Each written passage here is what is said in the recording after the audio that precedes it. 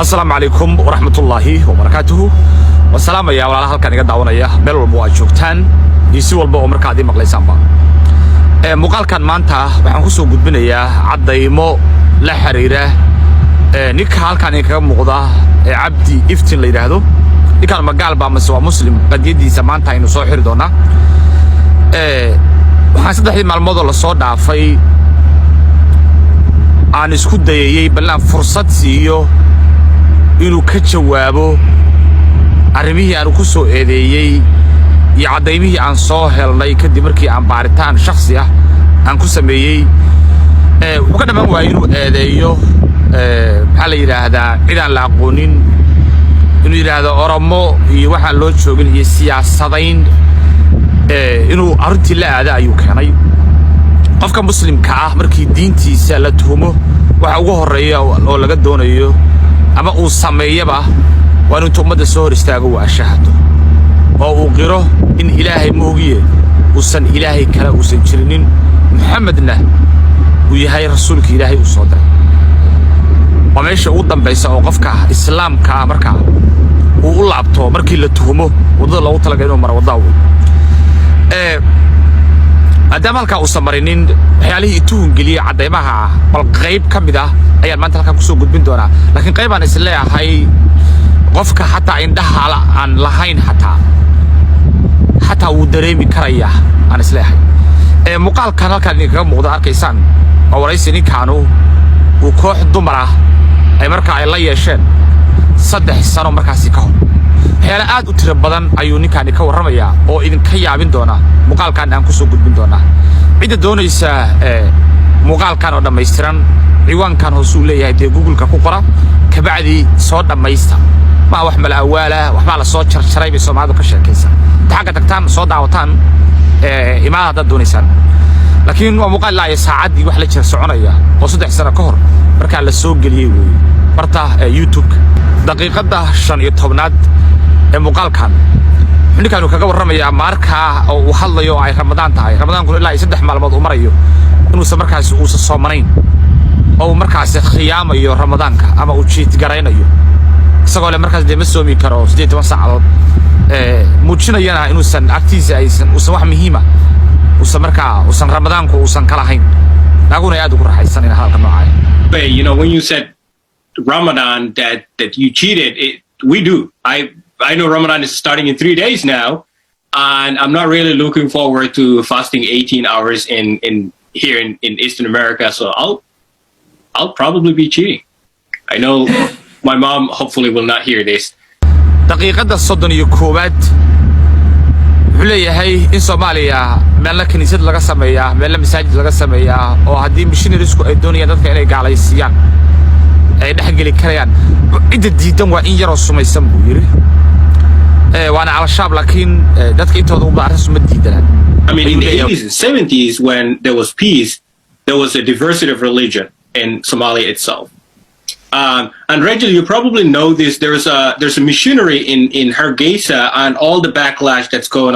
on social media so I think anyways what I was trying to say is predominantly people are peaceful and really want to live side by side with whoever they choose But then there is the toxic, very small minority that are the loudest and most powerful. And one good example is just Al-Shabaab in Somalia. ayuu leeyahay wuxuu kaloo sheegayaa sida Soomaalida loo gaalaysiin karo oo hay'adaha missionaries-ka ay u gaalaysiin karaan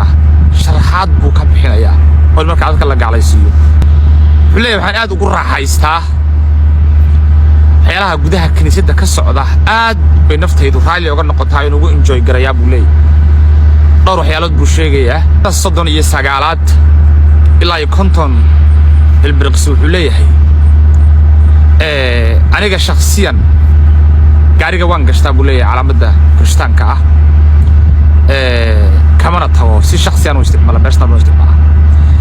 laakiin social media meelaha ma geeyo waan qariyo ana isticmaala calaamadda nimankan isticmaalaan oo istilaabta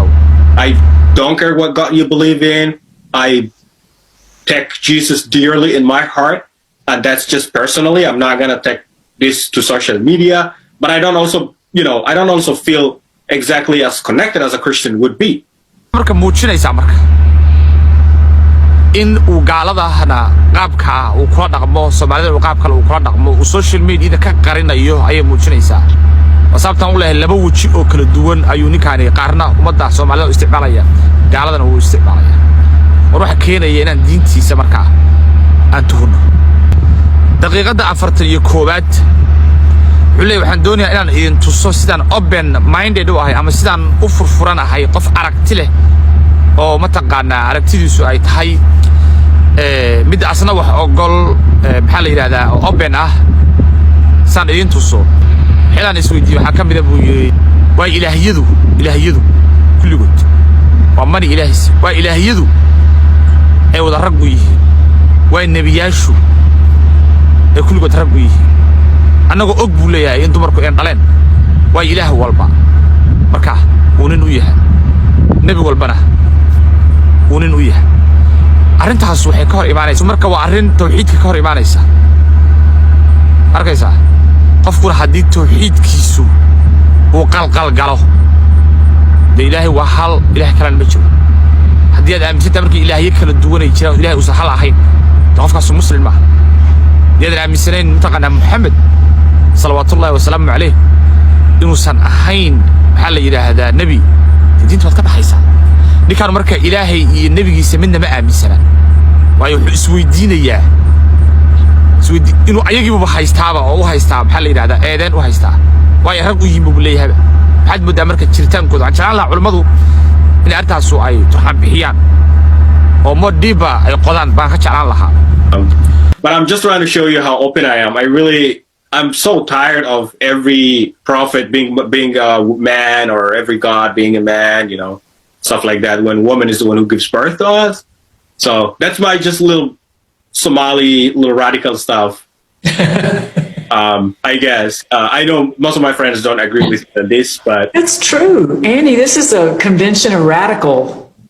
people here. I love it. Yeah. We've all gotten in trouble for something, right? Religious. I think we have all. I think we're killing each other mostly on religion because there's a lot of false narratives that's... kala ayuu ku celinayaa isla same scenario-gaas waa sababta ilaahiyadu ay rag marba u yihiin at the same time nabiyaashu ay mar walba ayaguna rag u yihiin dumarka gaalada ah ee feministiga la yidhaahdo ayaa qaacidada aad u bambooniyay waana qaacida la yaqaano Christianity ah arkaysaa ninkaan arkaysaan markaa horta waa ninkaa weeye وأنا كمان تدوني وما ده إنه تشاطئ وسوق قشطو. قال إن جرده عن وحبة قرنين وكوي عن ودي ورقد عديد يعني ما هو رسول ساري ورقد محي وقتها أنا بولد لا بولد ضربة بحنا يا كوي يعني قارب بدنا وكوع كم ده أيون تقال كحرتي أيون ليه مدحونا نبينا ومدبع مدييب وأمسي أركيسا وأنا لقد برامبري يعني كوي عاية يا حرب أنا دي شيء أنا حتى إذا ما بلوغي وعلى واحد هذا فري بدوتي لكن أنا أقول واحد فري واحد إن الدين تيدرك الدفاع واحد فري واحد إن واحد بعره أنا أذكر كومنتي ده آخر يومه وعلى واحد سوق قرطان قارب دونا كم نروح معكم والله لكن شقة عن وضو وعن وضي دونا دين تيدرك أنا والدفاع دونا أنت أكاكر حتى هدي أنا الإمرية والله هو وضي إله بينه كده إن قرال وأنت اللي يقول شيء عن على حتى حضروا دمريو وبقى ووضعيه إن الدفاع دي تكسبك أنت سنقصو كوبيا دي بس قصوا الله عمنا إنه عليك أنت إنسان بدينه السلام عليكم ورحمة الله تعالى وبركاته.